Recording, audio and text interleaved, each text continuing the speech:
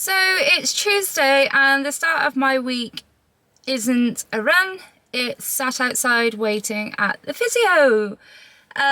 So I've decided to actually get my foot checked out and see what's happening. It's been 8 weeks, it's been far too long dealing with this foot issue. I understand tendonitis is, a stickler and it can take a while to heal, but I feel like I'm back at square one with my foot. I've been limping around since my last run on Saturday. I'm not able to put any weight on it. So anyway, I need some help with it. So yeah, I'm going to go and see the physio and see what they've got to say. Hopefully it's positive news. I don't know. I don't know anymore. I think a lot of it when you have an injury is the unknown. So not knowing what you're dealing with causes a lot more stress, and maybe you treat it in the wrong way. Now, I've been running on this for the last couple of weeks after a month off, because it's been fine whilst I've been running, but actually it's not fine now. So anyway, go and get answers and go from there.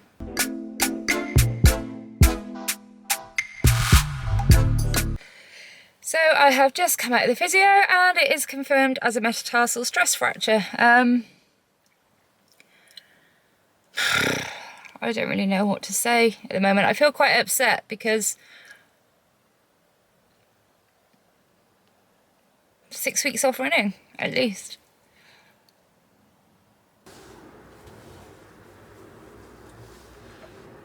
So here it is. What I thought was a little niggle in my foot is indeed a bigger thing.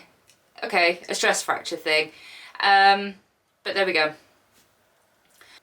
So thinking about this injury, it's not a complete surprise. Just because I'd had those issues with my foot after trying that shoe, I obviously thought it was tendonitis, and I do think it was a little bit of it because of the crepitus at the top of my foot.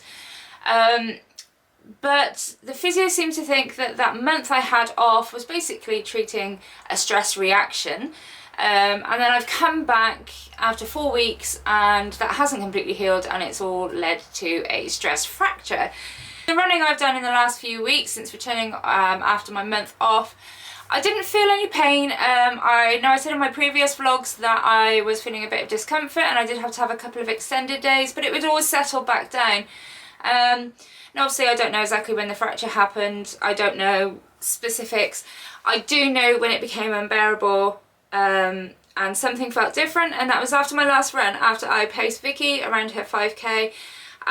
It felt different and I was really hobbling on it then. So I fractured my third metatarsal, and the symptoms for my stress fracture have been extreme swelling on the top of my foot, pinpoint pain, and this is pain at the top of my foot and at the bottom, kind of around where the bone has got the stress fracture. And obviously not being able to weight bear or stand on my toes, so there was no way I was even going to be able to do a hop test because I couldn't even stand up on my toes.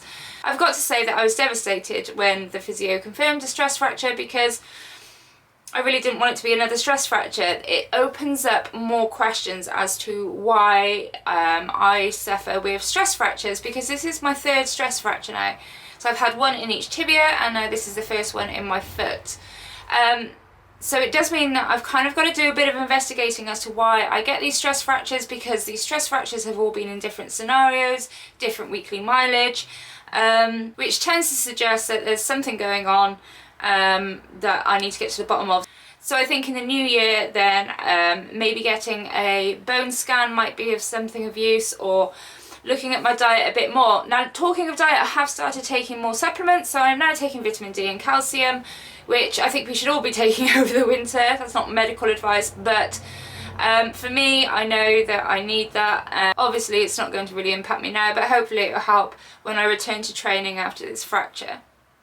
So yeah, I was a bit devastated. It's not what you want to hear, even though I kind of knew that it had gone past the point of what I thought was extensive tendonitis. So there we are, there we have it. So I haven't done anything since my diagnosis. I've now been in the fracture boot for over a week, and it's kind of, I'm getting used to walking around with it. They are cumbersome, and I don't know if anybody watching this has ever walked in a fracture boot, but they get in the way. And I think the worst bit is when I kick my other foot on my heel by accident. That really hurts. And also I'm struggling with the leg discrepancy, the lengths, because it really makes me limp. But anyway, I'm able to move around on it now. It's not painful as such now, and the swelling has finally gone down, which is good. But you know, I've got another 5 weeks ish in this boot, so we'll see what happens. Obviously, if you follow me on social media, you would have seen the news. You would have seen what I've been doing and going through since my fracture. If you are just here on YouTube, then this might be news, but yeah, I'm broke. So it's a bit of a funny time. We're heading into lockdown 2. Running and exercise definitely got me through the first lockdown. Now at the moment I'm a bit restricted because I'm not pain-free enough to be able to use the bike, and I can't run, I can't walk. So I am kind of restricted to just being able to do a bit of strength training when I get my ass in gear, which I don't know when that will be. Basically, I've just rested. Well, rested as much as I can with kids running around, but I've done nothing exercise-wise.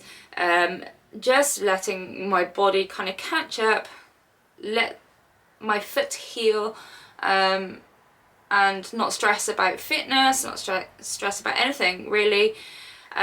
Just kind of take it all in and think about my next steps. So my next steps are basically strength. For this 6 weeks it will be just concentrating on strength workouts that I can do without aggravating my foot, and without bearing weight on that foot.